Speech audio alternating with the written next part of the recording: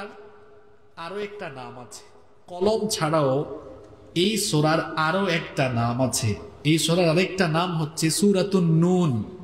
আরবি একটা অক্ষর আছে না, নুন, লাম মিম, তারপরে কোন মুফাসসির বলেছেন এই সূরার আরো একটা নাম হচ্ছে নুন, কারণ নুন দ্বারা এই সূরাটি শুরু হয়েছে, নুন অক্ষর দিয়ে। এজন্য কোন মুফাসসির বলেছেন এই সূরার আরো একটা নাম হচ্ছে সূরাতুন নুন। তাহলে এই সূরার কয়টা নাম আমরা জানতে পেরেছি? দুইটা। একটা নাম জানলাম কলম, আর আরেকটা নাম কি? নুন। আমি খুব সংক্ষেপে এই সূরার প্রাথমিক কিছু তথ্য আপনাদের সাথে শেয়ার করে তারপরে আমরা সূরার আলোচনা শুরু করব ইনশাআল্লাহ। এই সূরাটি কোরআনুল কারীমের 29 নম্বর পারায় অবস্থিত। সবাই বলেন তো এই সূরাটি কত নম্বর পারায়? 29 নম্বর পারায়। কোরআনুল কারীমে মোট 114টি সূরা রয়েছে। তার মধ্যে আজকের আলোচ্য এই সূরাটি কোরআনুল কারীমের 68 নম্বর সূরা, 68। তাহলে সূরার সিরিয়াল নাম্বার হলো 68। কোরআনুল কারীমের সূরাগুলো দুই ভাগে বিভক্ত। কিছু সূরাকে বলা হয় মাক্কিয়া, কিছু সূরাকে বলা হয় মাদানিয়া। যেগুলো মক্কায় নাজিল হয়েছে সেগুলোকে বলা হয় মাক্কিয়া, যেগুলো মদিনায় নাজিল হয়েছে সেগুলোকে বলা হয় মাদানিয়া। আজকের এই আলোচ্য সূরাটি মক্কায় নাজিল হয়েছে, এই জন্য এই সূরাটিকে বলা হয় সূরাতুম মাক্কিয়া। এই সূরার রুকু সংখ্যা হলো 2, আয়াত সংখ্যা হলো 52। এই হচ্ছে সূরার প্রাথমিক তথ্য যা আপনাদের সাথে শেয়ার করেছি। এবার আপনাদের থেকে একটু সংক্ষেপে আদায় করে দেব, আপনারা একটু জবাব দিবেন। সূরার নাম সূরাতুল, আরেকটু জোরে বলেন, কলম। আরেকটা নাম হচ্ছে নুন। এটা কত নাম্বার পারায়? 29 নম্বর পারায়। সূরার সিরিয়াল নাম্বার 68। মাদানী, মাক্কি। মাশাআল্লাহ, এটা মাক্কি সূরা। রুকু সংখ্যা 2, আয়াত সংখ্যা 52। আলহামদুলিল্লাহ পড়ে। এবার চলেন এই সূরাটি আলোচনা আরম্ভ করি। কোন সূরা বা আয়াতের ব্যাখ্যা ভালোভাবে বুঝতে হলে ওই সূরা বা আয়াত নাজিলের পটভূমি, ব্যাকগ্রাউন্ড, যেটাকে আরবিতে বলা হয় সাবাবুন নুজুল, সেটা জানতে হয়। কোন পরিস্থিতিতে, কোন প্রেক্ষাপটে এটা নাজিল হলো। এই সূরাটি নবীজির কাছে নাজিল হয়েছে এমন একটি পরিস্থিতিতে যখন গোটা মক্কায় নবীজিকে কাফিররা গালিগালাজ আরম্ভ করেছে, নবীজিকে কষ্ট দেওয়া আরম্ভ করেছে, নবীজিকে ঠাট্টা বিদ্রুপ করা আরম্ভ করেছে। ঠিক এই জটিল পরিস্থিতিতে এই সূরাটি নবীজির উপরে নাজিল করেছেন যিনি, তিনি কে? শিশুকাল পেরিয়ে শৈশবকাল, শৈশবকাল শেষ করে যৌবনকাল, যৌবনকাল শেষ করে নবীজি যখন 40 বছরে চলে আসলেন, আল্লাহর হাবিবের কাছে ওহী নাজিল হয়ে গেল। ওহী নাজিল হওয়ার আগ পর্যন্ত গোটা মক্কায় নবীজি সকল কাফির মুশরিকদের কাছে ছিলেন চোখের মণি। তারা নবীজিকে বড় ভালোবাসতো, নবীজিকে বড় পছন্দ করত। আল্লাহর হাবিবের চারিত্রিক মাধুর্যতায় মুগ্ধ হয়ে নবীজিকে তারা আল আমিন উপাধি দিয়েছে। তারা বলেছে এই আরবের মধ্যে সবচাইতে সত্যবাদী হলে তুমি। আল্লাহর নবীকে তারা এত ভালোবাসতো, এত পছন্দ করত। নবীজির চারিত্রিক মাধুর্যতায় মুগ্ধ হয়ে তারা নবীজিকে আদর করেছে। বললেন, নবী গো, তারা আপনাকে পাগল বলে, আর আমি আপনাকে বলছি আপনি পাগল নন। আল্লাহ সূরা কলমের প্রথম নুন আর কলমের কসম, মা আনতা বিনিআমাতি রাব্বিকা বিমাজনুন। আপনার রবের দয়ায়, আপনার রবের নেয়ামতে, আপনার রবের অনুগ্রহে আপনি পাগল নন। সুবহানাল্লাহ পড়েন। কথাগুলো মনোযোগ দিয়ে শুনেন। নবীজি পাগল নন, নবীজি পাগল নন, এই কথাটা বলার জন্য আল্লাহ প্রথম এটা কফ, কোরআনের 50 নম্বর সূরা কফ, ওয়াল কুরআনিল মাজিদ। কয় অক্ষর দিয়ে? সূরা সাদ আছে, এক অক্ষর দিয়ে শুরু হয়েছে, সাদ।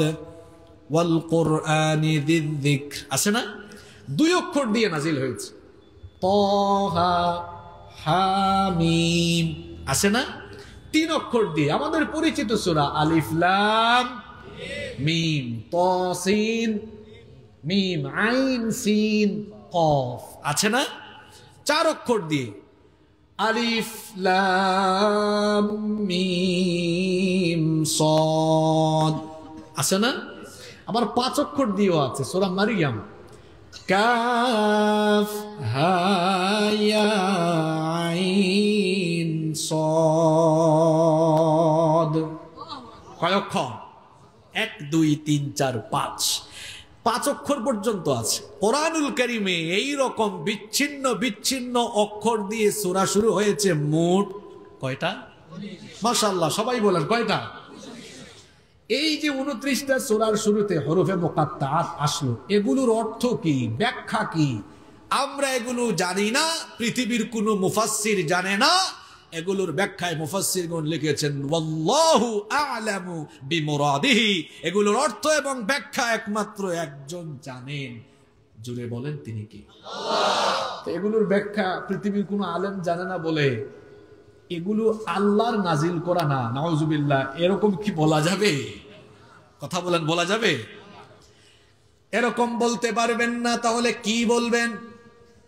কোরআনুল কারীমের 3 নম্বর সূরা সূরা আলে ইমরানের 7 নম্বর আয়াতে রব্বুল আলামিন বলছেন হুয়াল্লাযী আনজালা আলাইকাল কিতাবা মিনহু আয়াতুম মুহকামাতুন হুন্না উম্মুল কিতাবি ওয়া উখারু মুতাশাবিহাত।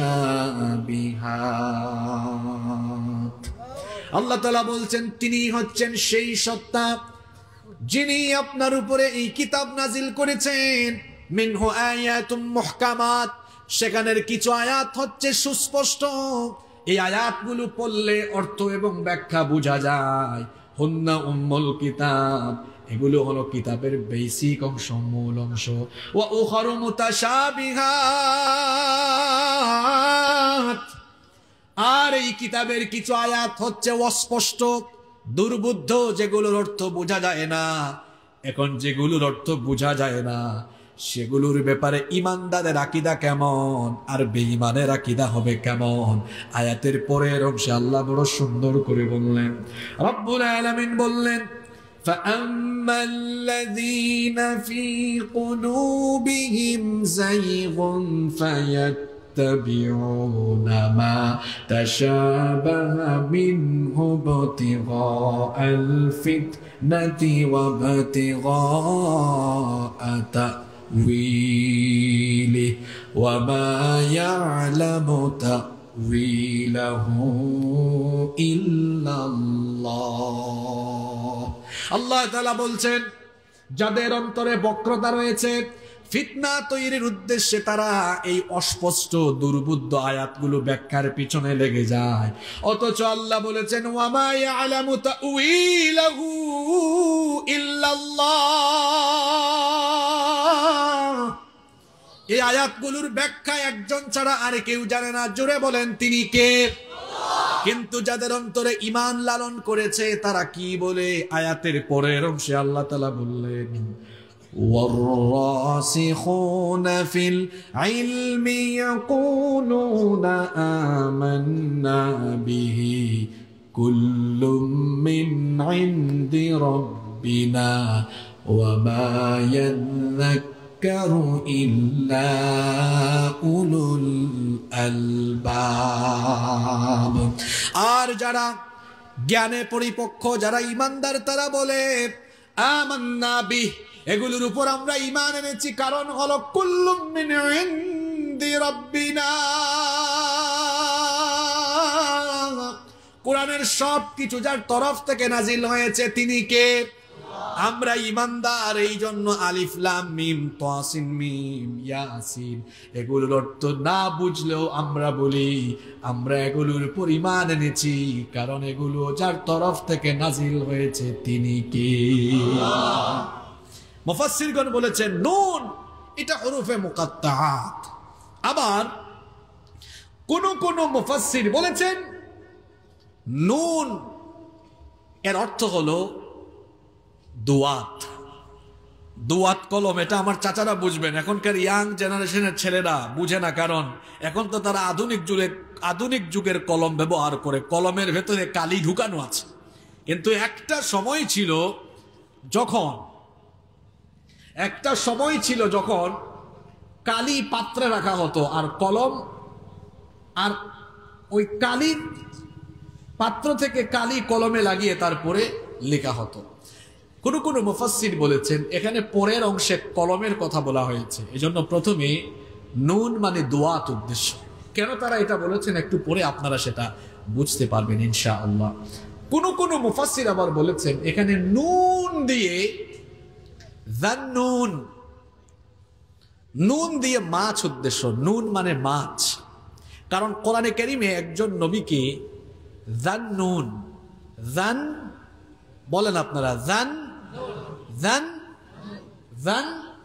যান্নুন বলা হয়েছে, মানে মাছওয়ালা। এই নবীকে আবার কোরআনের অন্য জায়গায় বলা হয়েছে সাহিবুল হুত, মাছওয়ালা নবী। তার মানে ওই নবী মাছ শিকার করতেন না, মাছ ধরতেন, বিষয়টা এমন নয়। ওই নবী একটা মুসিবতে পড়েছিলেন, মাছ তাকে গিলে ফেলেছিল। অপশন ক্লু বলে দিলাম, বলেন তো নবীর নাম কি? মাশাআল্লাহ, নাম কি? তাকে বলা হয় মাছওয়ালা। নুন, যান্নুন, এটা কোথায় আছে?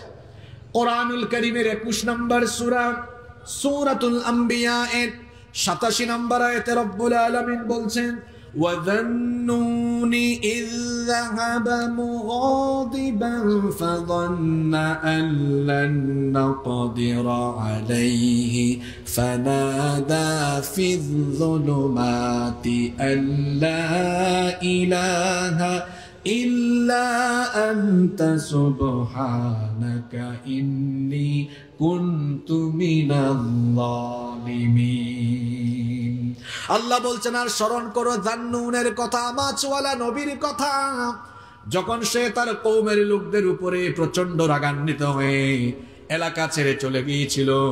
ইউনুস নবীকে রব্বুল আলামিন যে এলাকাবাসীর জন্য, যে জনপদের জন্য নবী বানিয়ে পাঠিয়েছিলেন, তিনি ওই জনপদে দাওয়াতি কাজ করলেন, কিন্তু তার জনপদের লোকেরা তার দাওয়াত কবুল করলো না, দাওয়াত প্রত্যাখ্যান করলো। ইউনুস আলাইহিস সালাম প্রচন্ড ভাবে রাগান্বিত হয়ে গেলেন। রাগান্বিত হয়ে তিনি ওই জনপদের কাফিরদেরকে 3 দিনের গজবের আলটিমেটাম দিয়ে এলাকা ছেড়ে চলে গেলেন। জুড়ে বলেন, কয় দিনের আলটিমেটাম?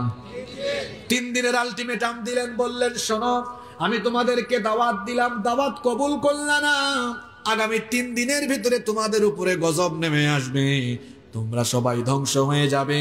3 দিনের আলটিমেটাম দিয়ে আল্লাহর নবী ইউনুস আলাইহিস সালাম তিনি এলাকা ছেড়ে চলে গেলেন। ওই এলাকার লোকেরা দুনিয়াবি স্বার্থে, দুনিয়ার মোহে ইউনুস নবীর দাওয়াত কবুল করে নাই, কিন্তু মনে মনে জানতো তিনি হচ্ছেন আল্লাহর নবী। কিন্তু ইউনুস নবীর উপরে তারা দুনিয়ার স্বার্থ সিদ্ধির জন্য ঈমান আনে নাই। কিন্তু যখন ইউনুস নবী গজবের 3 দিনের আলটিমেটাম দিয়ে এলাকা ছেড়ে চলে গেলেন, তখন তারা ভীত বিহ্বল হয়ে পড়ল। কারণ তারা ভালোভাবেই জানে নবীদের কথা কখনো মিথ্যা হয় না, তিনি যেটা বলে গিয়েছেন সেটা হবেই হবে। এর মধ্যে 3 দিনের গজবের আলটিমেটাম দিয়ে ইউনুস নবী যখন চলে গেলেন, এরই মধ্যে গজবের আভাস তারা লক্ষ্য করল। অবশেষে তারা তাদের নিজেদের ঘরের নারী, পুরুষ, আবাল, বৃদ্ধ, বনিতা, এমনকি ঘরের পশুপাল নিয়ে ঘর থেকে বের হয়ে জঙ্গলে চলে গেল। এরপরে তারা তওবা করলো। আল্লাহর দয়া কম না বেশি? আল্লাহ তাআলা তাদের তওবা কবুল করে মাফ করে দিলেন। 3 দিন চলে গেল, কোনো গজব আর আসলো না, কারণ আল্লাহ তো মাফ করে দিয়েছেন, এজন্য আল্লাহ গজব দেন নাই। ইউনুস নবী যখন শুনলেন 3 দিন পরে তার উম্মতের উপরে গজব আসে নাই, তিনি আবার চিন্তা করলেন, আমি যদি আমার নিজের এলাকায় ফিরে যাই তো আমার এলাকার লোকেরা আমাকে মিথ্যাবাদী মনে করবে। আর সেই জামানায় রুসুম ছিল, কেউ যদি মিথ্যাবাদী প্রমাণিত হয়ে যায় তো তাকে মৃত্যুদণ্ড দেওয়া হতো। ইউনুস নবী মনে মনে ভাবলেন, আমি যদি এলাকায় যাই সবাই আমাকে নবী না বলে মিথ্যাবাদী বলবে। এই জন্য আল্লাহর সিদ্ধান্ত আসার অপেক্ষা না করে নিজস্ব ইস্তেহাদের ভিত্তিতে তিনি হিজরতের জন্য রওনা করলেন। রওনা করে পথ যেতে যেতে সাগরের তীরে গেলেন। সাগরের কিনারে যাওয়ার পরে একটা কিস্তিতে উঠলেন, নৌকায় উঠলেন, জাহাজে উঠলেন। জাহাজে উঠার পরে জাহাজ কিছুক্ষণ চললো, চলার পরে নৌকার মাঝি জাহাজের ওই নাবিক বললেন, আমাদের এই নৌযানের মধ্যে প্যাসেঞ্জার বেশি হয়ে গিয়েছে, যে কোনো একজনকে নামায় দিতে হবে, নইলে নৌকা বা কিস্তি ডুবে যাবে। কিন্তু কাকে ফেলা হবে, কাকে এখন নৌকা থেকে ফেলে দেওয়া হবে, কার সিদ্ধান্ত কে মানবে? এই জন্য লটারি আয়োজনের ব্যবস্থা করা হলো। প্রথমবার লটারির আয়োজন করা হলো, ইউনুস নবীর নাম উঠলো। দ্বিতীয়বার লটারির আয়োজন করা হলো, ইউনুস নবীর নাম উঠলো। তৃতীয়বার লটারির আয়োজন করা হলো, তৃতীয়বারও ইউনুস নবীর নাম উঠলো। কিন্তু ইউনুস নবীকে তারা নৌকা থেকে ফেলবে কেমনে? ইউনুস নবীর চেহারার দিকে তাকালে নৌকা থেকে ফেলে দিতে আর ইচ্ছে করে না, কারণ নবীদের চেহারা সুন্দর কম না বেশি? আরো জোরে বলেন, সুন্দর কম না বেশি? চেহারা কত সুন্দর, দেখলেই মায়া লাগে। দেখবেন কিছু কিছু মানুষের চেহারা এত মায়া, দেখতেই ভালো লাগে। আল্লাহওয়ালা মানুষদের চেহারা একটা মায়া থাকে, আন্তরিকতা থাকে। চেহারা কালো, কিন্তু নামাজি মানুষ দেখবেন কালো চেহারার নামাজি মানুষের দিকেও তাকালে ভালো লাগে। কিন্তু হারামখোর যারা হারাম পয়সা খায়, অন্যায় বিচার করে, হারাম উপার্জন করে, দেখা যাবে দেখবেন এদের চেহারার মধ্যে হারামের একটা ছাপ থাকে। আমার মসজিদের সম্মানিত ইমাম সাহেব মাত্র 12,000, 14,000, 15,000 টাকা বেতন পান, কিন্তু দেখবেন চেহারাটা বড় সুন্দর। অন্যদিকে দেখবেন হারামখোর কোটি কোটি টাকা উপার্জন করে, বাড়ি আছে, গাড়ি আছে, এসিও আছে, সহায় সম্পদ আছে, তারপরেও চেহারাটা দেখতে কেন জানে চুরের মতো লাগে। কারণ খায় তো মানুষের মাল, জনগণের মাল চুরি কইরা। এই জন্য হারামের একটা প্রভাব তার চেহারার মধ্যে আসে না নাই? হারামে কোনো আরাম পাওয়া যায় না। দেখবেন আলু ভর্তা ডাল ভাত খায়, 5 স্টার 7 স্টারে গিয়ে স্যুপ খায় না, ভালো ভালো খাবার দাবার মাসে একদিন, বছরে 2-3 দিনও পায় না। তারপরেও চেহারায় কত মায়া। ডাল খায়, ডাল আলু ভর্তা ভাত এগুলোই খায়, চেহারা কত সুন্দর। এসি গাড়িতে চলে, এসি বাড়িতে ঘুমায়, আর পয়সা করির অভাব নাই। চেহারাটা দেখতে শেষরা চোরের মতো লাগে, কারণ খায় মানুষের মাল চুরি কইরা, ডাকাতি কইরা। এই জন্য চেহারার এই দশা, ঠিক কিনা? ইউনুস নবীর চেহারার দিকে তাকিয়ে দেখে কি সুন্দর চেহারা। নবীদের চেহারা এমনি সুন্দর, চেহারার মধ্যে একটা মায়া আছে, সেটা দিয়েছেন কি? কেমনে তারা ফেলবে? কিং কর্তব্য বিমূঢ় হয়ে গেল, ফেলতে ইচ্ছে করে না। ইউনুস নবী বিষয়টি বুঝতে পারলেন, বুঝে তিনি বললেন, আমি বুঝতে পারছি আমাকে তোমরা ফেলবা কি ফেলবা না, দ্বিধাদ্বন্দ্বে পড়ে গিয়েছো, সুতরাং তোমরা আমাকে ফেলার দরকার নাই। যেহেতু 3-3বার লটারিতে নাম এসেছে, আমি নিজেই এখন ঝাঁপ দিব। আল্লাহু আকবার। নিজেই তিনি ঝাঁপ দিলেন। এবার ঝাঁপ দেওয়ার পরে তিনি কঠিন মুসিবতের মধ্যে পড়ে গেলেন। কোন কোন রিওয়ায়াতে এসেছে ত্রিবিধি অন্ধকারে পড়ে গেলেন। একটা অন্ধকার হলো রাতের অন্ধকার, 2 নম্বর অন্ধকার হলো সাগরের তলদেশের অন্ধকার, 3 নম্বর অন্ধকার হলো মাছের পেটের ভেতরের অন্ধকার। বিরাট আকৃতির একটা মাছ ইউনুস নবীকে গিলে ফেললো। ইউনুস আলাইহিস সালাম লক্ষ্য করে দেখলেন কঠিন জায়গা, এই মহা মুসিবত থেকে আমাকে একজন ছাড়া কেউ উদ্ধার করতে পারবে না। তিনি কে? এই জন্য বিরাট আকৃতির মাছের পেটের ভেতরে ঢুকে যাওয়ার পরে সেখান থেকে তিনি আল্লাহর কাছে ফরিয়াদ করলেন। এই দোয়াটা আমাদের সকলের জানা আছে, দোয়ায়ে ইউনুস আমরা বলে থাকি। তিনি তখন আল্লাহর কাছে ফরিয়াদ করলেন, তিনি বললেন, লা ইলাহা ইল্লা আনতা সুবহানাকা ইন্নী কুনতু মিনাজ জালিমিন। তুমি ছাড়া কোনো ইলাহ নাই, তুমি ছাড়া কোনো মাবুদ নাই। আমি নিজের উপর জুলুম করে ফেলেছি, আমি অন্যায় করে ফেলেছি, অবিচার করে ফেলেছি নিজের উপরে। রব, তুমি আমাকে এখান থেকে উদ্ধার করো, আমাকে এই মুসিবত থেকে বাঁচাও। আল্লাহ তাআলা বললেন, আমার ইউনুস এমন বিপদে পড়লেন, রাতের অন্ধকারে, সমুদ্রের তলদেশের অন্ধকারে, বিরাট আকৃতির মাছের পেটের ভেতর থেকে তিনি যখন চিৎকার দিলেন, তার চিৎকার সাগরের কেউ শুনল না, জমিনের একটা মানুষও শুনল না, নভমণ্ডল ভূমণ্ডলের কেউ শুনল না, ফেরেশতাদের মধ্যে কেউ শুনল না। কিন্তু আমার ইউনুস যখন আমাকে ডাকলো, আমি আরশের মালিক আল্লাহ আমার ইউনুসের ফরিয়াদ শুনেছি। শোনার পরে আমি সঙ্গে সঙ্গে জবাব দিয়েছি। فاستجبنا له ونجيناه من الغم وكذلك ننجي المؤمنين। মুমিনিন।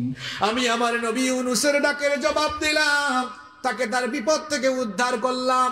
এবার আমার কথা, আপনার কথা, আমাদের কথা আল্লাহ বলছেন ওয়া কাযালিকা, অনুরূপ ভাবে তোমরাও যদি নবী ইউনূসের মতো বিপদে পড়ে মুসিবতে পড়ে আমার কাছে সাহায্য চাও, নুনজিল মুমিনিন, মুমিনদেরকেও বিপদ থেকে যিনি বাঁচায়া দিবেন তিনি কে? এখন আপনারা বলবেন হুজুর এখানে নুন বলে ওই নুন জান্নুন মাসওয়ালা নবীর কথা আল্লাহ কেন বললেন? উদ্দেশ্যটা কি? মুফাসসিরগণ বলেছেন ইউনূস নবী বিরুদ্ধাবাদীদের বিরুদ্ধাচরণের পরে হতাশ হয়ে যেভাবে চলে গিয়েছেন দাওয়াতি ময়দান ছেড়ে, ও নবী আপনাকে বিরুদ্ধাবাদীরা কাফের মুশরিকরা পাগল বলছে, তাই বলে আপনি জান্নুন মাসওয়ালা নবীর মতো এলাকা ছেড়ে চলে যায়েন না।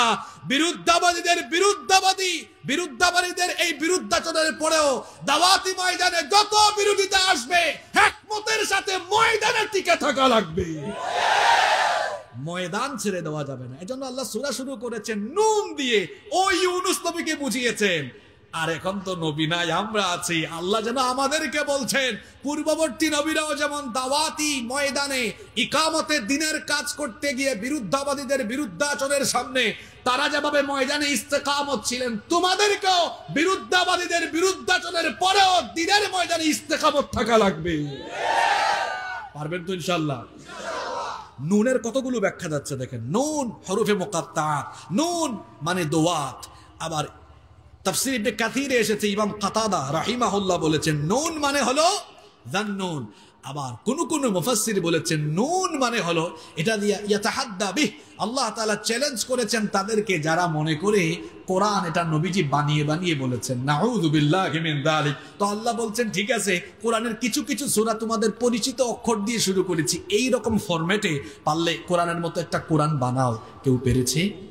কিয়ামত পর্যন্ত পারবে? নুন। এরপরে আল্লাহ বললেন ওয়াল কলম, কলমের কসম। আপনাদের কি ঘুম আসছে? এখন ঘুম আসলে হবে না, এখন খুব সুন্দর সুন্দর কিছু কথা শুরু হবে। মনোযোগ আছে তো আপনাদের? আছে না চলে গেছে? ওয়াল কলামি, ওয়াল কলামি, আর কলমের কসম।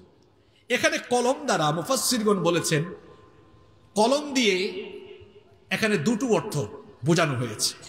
কলম মানে হলো মুফাসসিরগণ বলেছেন ওই কলম, ওই কলম যেই কলম আসমান জমিন সৃষ্টি করার 50,000 বছর আগে সৃষ্টি করে যে কলম দিয়ে আল্লাহ তাকদীর লিখিয়েছেন।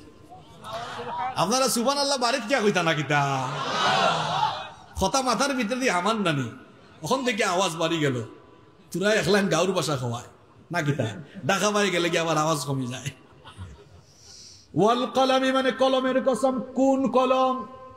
যে কলম আল্লাহ সবার আগে সৃষ্টি করেছেন। সর্বপ্রথম আল্লাহ তাআলা কলম বানিয়েছেন। জোরে বলেন সর্বপ্রথম আল্লাহ কি বানিয়েছেন? বুখারীর হাদিস, আল্লাহর হাবিব বলেছেন আউয়ালু মা খালাকাল্লাহুল কলাম, সর্বপ্রথম আল্লাহ কলম বানিয়েছেন।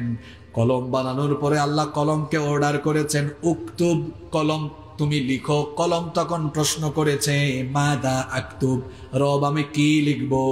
আল্লাহ তাআলা কলমকে আদেশ করলেন উকতুব মা হুয়া কাইনুন ইলা ইয়াউমিল কিয়ামা, কিয়ামত পর্যন্ত যা হবে সব তুমি লিখো।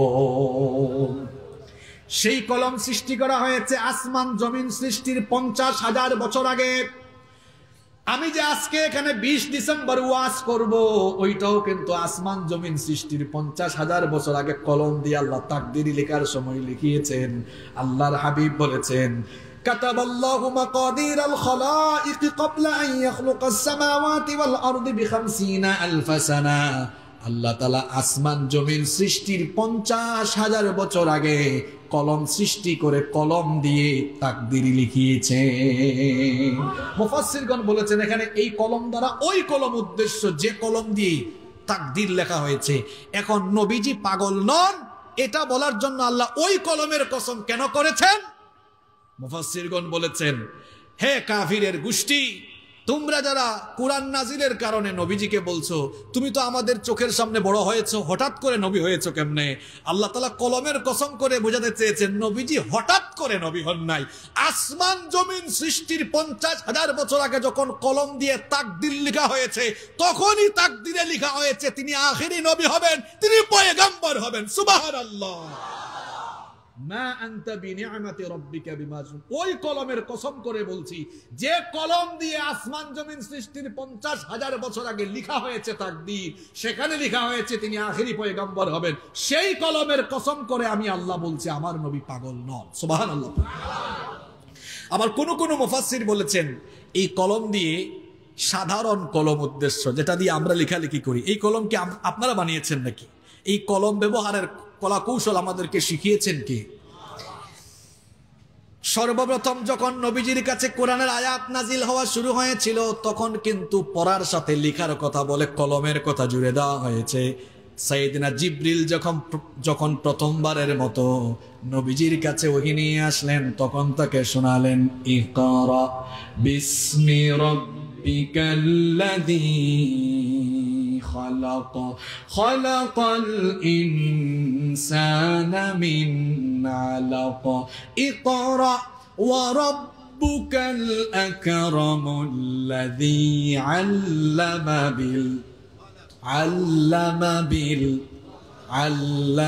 বিল কলম আল্লামাল ইনসানা মা লাম ইয়ালাম। সুবহানাল্লাহ। ইসলাম জ্ঞানের ধর্ম। এজন্য সর্বপ্রথম নামাজ, রোজা, হজ, যাকাত, জিহাদ কোনো কিছুর ব্যাপারে প্রথম হুকুম আসে নাই। প্রথম হুকুম ইকরা, রিড, পড়ো। পড়ার কথা বলা হয়েছে কারণ পড়ালেখা করে জেনে বুঝেই তারপরে তাওহীদের উপরে দ্বীনের উপর টিকে থাকা লাগবে। এজন্য প্রথম আদেশ এসেছে ইকরা। যারা হুজুরদের কথা শুনলে বলেন হুজুররা শিক্ষাক্রমের কি বুঝে? এই যে দুনিয়ার শ্রেষ্ঠ কিতাব, এখানে সর্বপ্রথম শিক্ষাক্রমের রূপরেখা দেওয়া হয়েছে। ইকরা বলা হয়েছে পড়ো। এখন এই পড়াশোনাটা আমরা কেমনে করব? শিক্ষাক্রম আমরা কেমনে বাড়াইবো? আমরা তো যে মানুষ, আমরা স্বার্থপর। আমরা যে কোনো কিছুর সুযোগ পাইলে আগে ডানে বামে আমার স্বার্থ দেখি। স্বার্থপরতা, স্বজন প্রীতির অভ্যাস আমাদের মধ্যে আছে। এই জন্য আল্লাহ তাআলা এই দায়িত্ব আমাদের হাতে দেন নাই। এই শিক্ষাক্রম আল্লাহই সেট করে দিয়েছেন। মানুষের পথে থাকবে যে শিক্ষাক্রম হইলে ওই শিক্ষাক্রম আল্লাহ দিয়েছেন যে শোনো এটার কারিকুলামটা হবে বিসমি, পড়বা রবের নামে, রব্বিকাল্লাযী খলাক, যিনি সৃষ্টি করেছেন। এমন কারিকুলাম হবে যার মাধ্যমে পড়াশোনা করে স্রষ্টা চেনা যায়, যার মাধ্যমে তার ভয় অর্জন করা যায়। এরপরে বলেছেন খলাকাল ইনসানা মিন আলাক। শোনো পড়াশোনা করতে করতে নিজের অস্তিত্ব ভুলে যাইও না। পড়াশোনা করে এই মেথডটা নিজের মাথায় ঢোকাও যে যিনি সৃষ্টি করেছেন জমাট বাঁধা রক্ত থেকে। তোমরা মানুষ, তোমরা মানুষের জাত।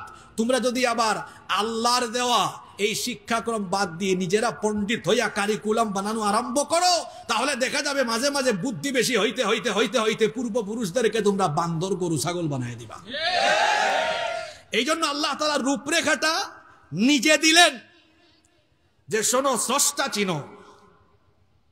এখন তো আমরা নিজেরা খুব ভাবসাব ধইরা যখন আমরা নিজেরাই আবিষ্কার করা আরম্ভ করছি, এখন কেউ কেউ খুঁজতে খুঁজতে খুঁজতে খুঁজতে তার ফরদাদার উপরের সিরিয়ালে যারা আছে, তার ফরদাদার উপরের সিরিয়ালের যেটা আছে না তার হে বান্দর বানাইছে।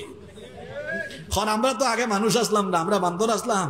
আর আমরা পূর্বপুরুষ সকল এরা গাছের আগায় আগায় ডালে ডালে ফালাইতে ফালাইতে ফালাইতে ফালাইতে লেঙ্গুর আখতা ফরি গেছে কইয়া বাদে বান্দর থাকে আখতা মানুষ হয়ে গেছে।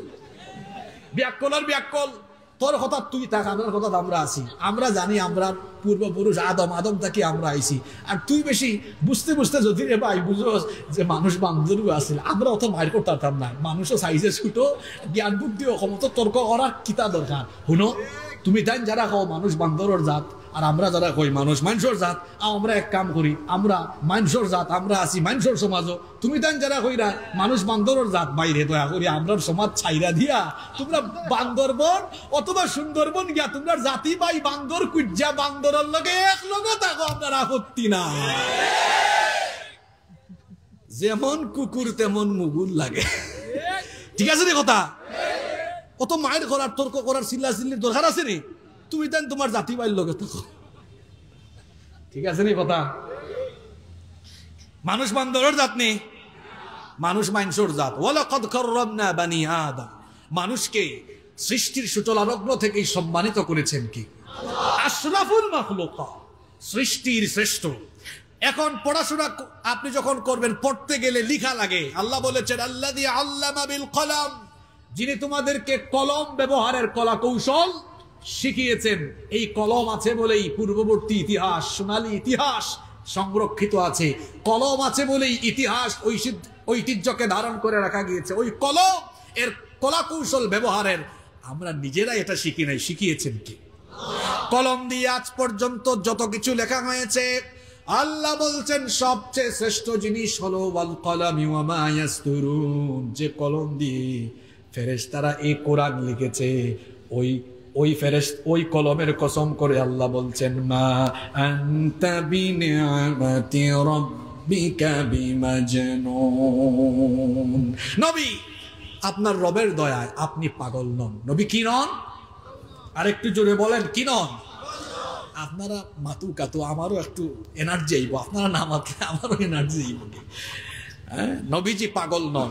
কাফিররা নবীজিকে পাগল বলতো কেন? কোরআন, হাদিস এবং নবীজির জীবনী অধ্যয়ন করে আমি মোট 11টা কারণ খুঁজে বের করেছি। কয়টা? তবে ভয় পাবেন না, সংক্ষেপে আমি বলবো, আপনারা শুনবেন তো? দেখ মানে অঙ্কু লাগবো ইতা রোগ অকলতা আমরা লগু আইয়া কিতা মিলি যায়। এখন মিল্ল করি, আমরা রাগ করতাম না, বরং আমরা নিজেরা সংশোধন করিলাম। হোকা ইনশা।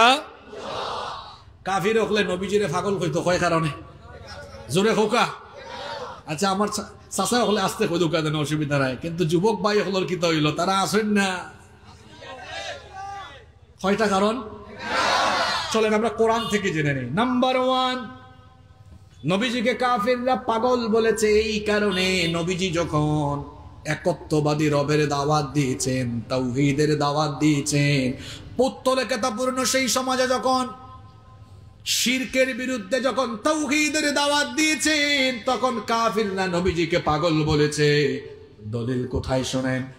কোরআনুল কারীমে রব্বুল আলামিন বড় সুন্দর করে বললেন। কোরআনুল কারীমের 37 নম্বর সূরা, সূরাতুস সাফফাতের 35 এবং 36 নম্বর আয়াতে আল্লাহ তাআলা বললেন ইন্নাহুম কানু ইযা ক্বিলা লাহুম লা ইলাহা ইল্লাল্লাহু ইয়াস্তাকবিরুন ওয়া ইয়াকুলুনা আইন্না লাতারিকু আলিহাতিনা লিশাইরিম মাজনুন। আল্লাহ তাআলা বলছেন, আর যখন তাদেরকে বলা হলো লা ইলাহা ইল্লাল্লাহ, নবীজি যখন বললেন শোনো, এক আল্লাহ ছাড়া আর কারো ইবাদত করো না, তিনিই হচ্ছেন তোমাদের ইলাহ। নবীজি যখন কাফির মুশরিকদেরকে এই কথা বললেন, তখন তারা ইস্তাকবিরুন, অহংকার করলো। আর তারা কি বলেছিল তখন? উত্তরটা কি দিয়েছিল আল্লাহ পরের আয়াতে বলছেন। তাওহীদের এই ঘোষণার বিপরীতে তারা বলেছিল ওয়ায়াকুলুনা আইন্না লাতারিকু আলিহাতিনা লিশাইরিম মাজনুন, আমরা কি এই উন্মাদ কবি, এই পাগল কবির কথায় আমাদের উপাস্যদেরকে ছেড়ে দিব নাকি? নবীজি কইলা লা ইলাহা ইল্লাল্লাহ ফরিলাও, কয় দেখো জানিবলা আমরা বাপ দাদা হাবি গোষ্ঠী সকলতে এই লাখ মানাত উজ্জা এত দেব দেবীর পূজা করছেন, আখতা ইয়া হয় আল্লাহ বলে একজন, আর কেউ নাই, ইতার পূজা বলে বাদ দিলাইতাম মুহাম্মদ। তারা কইল মুহাম্মদ, আমরা কই সাল্লাল্লাহু আলাইহি ওয়াসাল্লাম। তুমাল্লাহ খান পাগল কবির কথায় আমরা ইতার ইবাদত ছাড়তাম পারতাম নাই। নাউযু বিল্লাহি মিন। তাহলে পাগল খানে হইছে 1 নম্বর কারণ তাওহীদের দাওয়াত। 1 নম্বর দাওয়াত কিতা? আরো জোরে হোকা। 2 নম্বর রিসালাতের কথা যখন নবীজি বললেন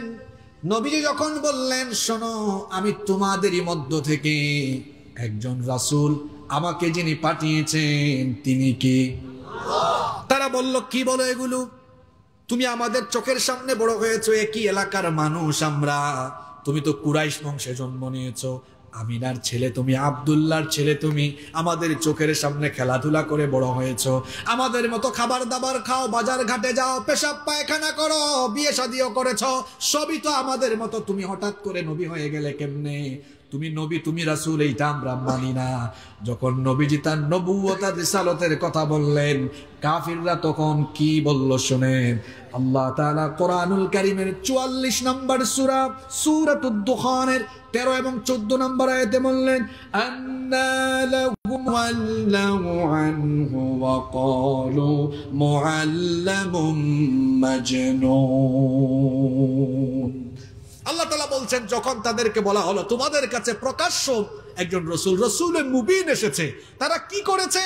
তাওয়াল্লাউ আনহু, তার থেকে মুখ ফিরিয়ে নিয়েছে, আর তারা বলেছে ক্বালু মুআল্লামুম মাজনুন। ও কিতা হইলাই তুমি, আমরার চকুর সামনে বড় হইছো, আখতা কও তুমি নবী, তুমি আসলে যেন তেন পাগল নাই, মুআল্লামুম মাজনুন, প্রশিক্ষণ প্রাপ্ত পাগল।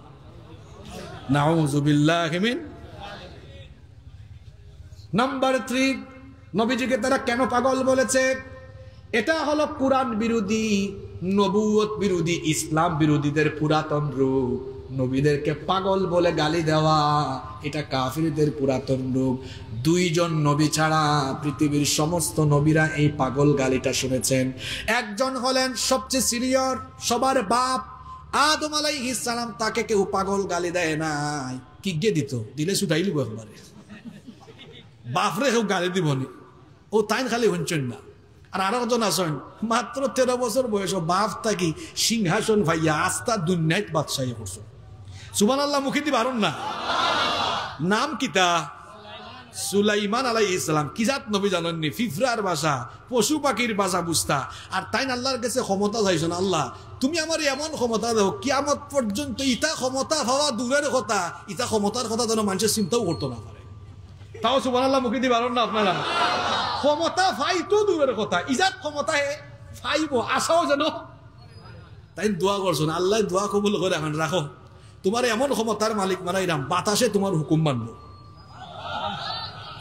তুমি বাতাসরে যেবাই দিয়ে কইবাই যাইবার লাগি ওবাই যাইবা। আমি আপনার যদি আস্থা দিন কই বাতাস তুমি ওবাই যাও রে বা, ওবাই যাও ওবাই যাও, অতবার হইতে হইতে যদি দেখা যায় বাতাস আপনার কথা শুনি উলাই যদি কোনো কারণে, উল্টা আরো দৌড় মারবো আরো হবায়। ঠিক আছে রে কথা? আর আল্লাহ এমন ক্ষমতার মালিক বানাইলা, এখন যদি আমেরিকার প্রেসিডেন্ট বেটা তার দেশ থাকি বাংলাদেশ উড়িয়ে আইতে যায় বিমান ছাড়া, আর কোনো ফোত আছে নি?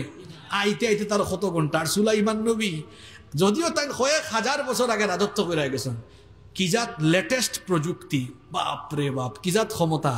আল্লাহ কইলা তুমি যেহেতু ক্ষমতা আমার কাছে চাইছ, তে রাখো, এমন বাহন একটা দেই তোমারে, তা খুব বেতালা বাহন হইব। আল্লাহ সুলাইমান নবীর এমন এক সিংহাসন দিলা, এমন এক বাহন, কোনবাই যাওয়া লাগে তো। এখন তো বিভিন্ন দেশের রাষ্ট্রপ্রধান হলে রেঞ্জ রোভার, BMW লেটেস্ট সিরিজের গাড়ি টাড়ি তারা ব্যবহার করেন। আর সুলাইমান নবী তান প্রাসাদ থাকি, অফিস থাকি বারোয়া কোনবাই যাইতেই এমন এক বাহন, ওলা তাই সিংহাসন বই বওয়ার বাদে ইঞ্জিন নাই। এই যে ওখানে এক বাইয়ে দিছ স্টার্ট মোটরসাইকেল, দেখালি কিলা আওয়াজ, আর টাকার উপরে উঠলে ইন্না লিল্লাহি ওয়া ইন্না ইলাইহি রাজিউন, হায় রে আওয়াজ। আর যদি কিছু কিছু নৌকা তো আছে, হ্যাঁ, ওই যে কিতা নৌকা হয় একটা ইঞ্জিন চালিত নৌকা, ইঞ্জিন নৌকা। যদি ইঞ্জিন নৌকা তো আপনি কিতা হয় ইঞ্জিনের খান্দা তো বাইন, এটার আওয়াজে আপনার কানুন শেষ। এখন আল্লাহ কইলা সুলাইমান তুমি আমার কাছে এমন ক্ষমতা চাইলাই, তারা এমন বাহন দেই, এটার কোনো আওয়াজ নাই। সুবহানাল্লাহ কইতা নাই? কোনো আওয়াজ নাই, এটার কোনো হরণও নাই, পিপ পিপ পিপ ইটাও নাই, আওয়াজও নাই। তাই কইলা আল্লাহ ইটা কিজাত বাহন? বলে দেখো না কিজাত বাহন, তুমি খালি বইবাই, বইয়া হুকুম করবাই, কুয়াই যাইতাই, তুমি খালি বইয়া হুকুম করবাই। এমন বাহন তোমারে দিলাম বিনা ইঞ্জিনে, বাতাসের মাধ্যমে তুমি সকালবেলা বইবাই, বইয়া হুকুম করবাই, দেখবাই 1 মাসের ফত কিছু।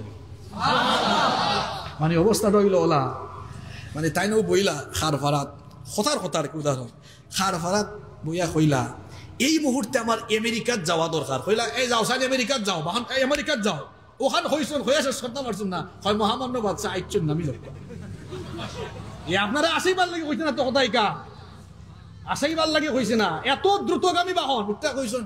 আমি তো খার ফারা আছি, যাও কি একটু লস এঞ্জেলেস, হয় আইছেন নামি যাও। সুবহানাল্লাহ কইতা নাই? তাই এই ক্ষমতা চাইয়া নিছন কার কাছ থাকি? ক্ষমতার মালিক কে?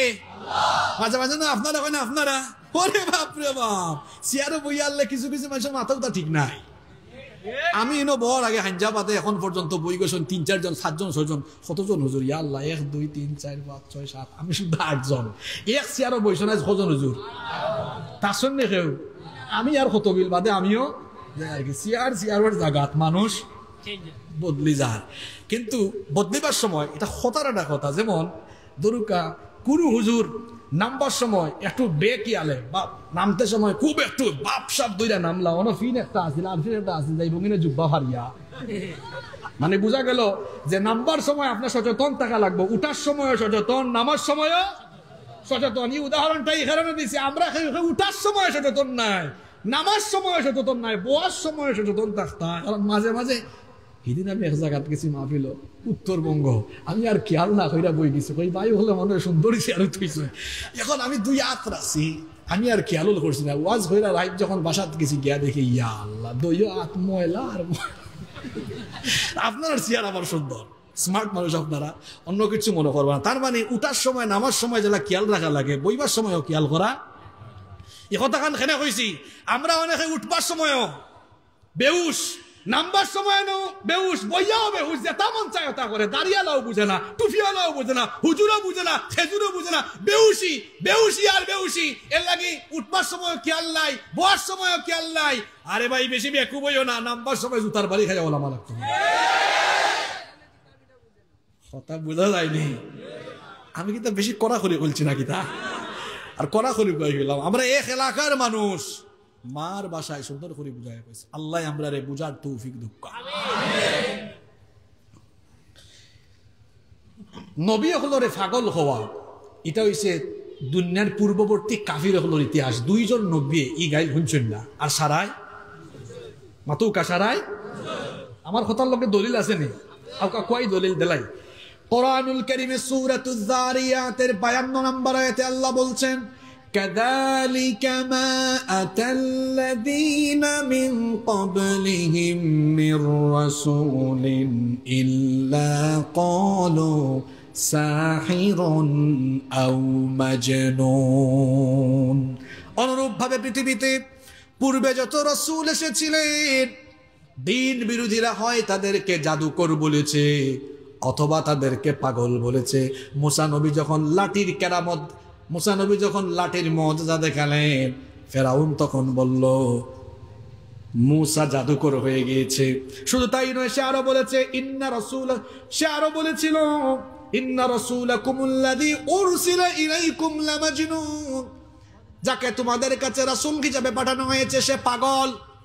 এইভাবে করে পূর্ববর্তী যুগে নবী রাসূলদেরকে পাগল বলা, এটা ছিল কাফিরদের স্বভাব। এখনকার যুগে তো নবীও নাই, রাসূলও নাই। আসন নে নবী রাসূল এখন আসন খারা মাতুন না কেন আপনারা? নবী হলর এই দায়িত্বগুলা পালন কররা, নবী রাসূল হলর উত্তরসূরি ওয়ারিস, তারা খারা আলিম উলামা হল। এখন নবী রাসূল হলর জামানাত জেলা কুরআন বিরোধী হলে নবী রাসূল হলরে পাগল গাইলেন। এখন তো আপডেট হয়ে গেছে জামানা। আগে দেখা যাইতো চিঠি লেখা লাগতো, এখন আইছে কিতা কররায় হয় ভাত খাইরাম, দেখিছেন ভিডিও করে দেখা কিতা খাস। জামানা আপডেট হয়ে গেছে, মানুষও আপডেট হয়ে গেছে, গালিও আপডেট হয়ে গেছে। হি জামানাত আসিল কুরআন বিরোধী হলে রসুল হলে গাইলাইছেন পাগল, অঙ্ক তো হলতা আপডেট হয়ে গেছে। এখন গালি আপডেট হইয়া এখন দেখা যায় বর্তমান দুনিয়াত নবী রাসূল হলর ওয়ারিস হলরে আর পাগল নাই। এখন কুরআন বিরোধী হলে মাঝে মাঝে মৌলবাদী, মাঝে মাঝে জঙ্গিবাদী। কথা বুঝা যাননি না? মাথার উপরে দিয়ে যার কি? এখন নবী রাসূল হলরে পাগল হওয়া বা নবী রাসূল হলর ওয়ারিস হলরে পাগল হওয়া, এটা ভাই নতুন রোগ না পুরান রোগ? নয়া রোগের চিকিৎসা সুজা। নতুন রোগ একটা হয়েছে গেলাগি আপনি মৌলভীবাজার ডাক্তার সাহেব দেখা কইল অসুবিধা নাই, মাত্র রোগে নয়া বাসা বানছে, দিলাইলাম আমি কিছু ওষুধ, শেষ। 5 বছর 6 বছর ধরে আপনার রোগ জমাইয়া গেছেন। মৌলভীবাজারের ডাক্তারে কইবা ভাই এটা আমি পারতাম না, উসমানের যাও, উসমানের কইবা বহুত দেরি হয়ে গেছে, টাকা যাও, হেন কইবা মাউন্ট এলিজাবেথ যাও। রোগ যখন ফুরান হয়ে যায় তখন চিকিৎসাও টাইট হয়, জটিল হয়। তো কাফির হলর এই রোগটা বা নবী রাসূল হলরে বা আলিম উলামা হলরে এইসব গালিগালাজ করা, এটা ফুরান রোগ। আর ফুরান রোগের চিকিৎসাও বড় মাতুন না কেন আপনারা? খুব টাইট। নবী রাসূলের লগে বেয়াদবি করার কারণে, পাগল ছাগল হওয়ার কারণে অতীতের কোন কোরআন বিরোধী হলে সার পাইছেননি? নূহ নবী কত বালা নবী, 950 বছর দাওয়াত দিয়েছেন, তারা কয় পাগল। এর বাদে আল্লাহ এমন এক বন্যা দিছেন, তারার বাচ্চা কাচ্চা হাবি গোষ্ঠী হকলটি। ফেরাউন মুসা নবীরে কইছে পাগল, বাদে হে তার সাঙ্গ বাঙ্গ হকলটি ডুবিয়া। আল্লাহ রসুল রে আবুল আহাবর নাম শুননি আপনারা? খুব বালা মানুষ না নেই? কি জাতর হবিস চিন্তা করুক। হে একলা একটা সূরা লইছে, একলা একটা সূরা লইলিছে, সূরার নাম কিতা? কি জাত হবিস।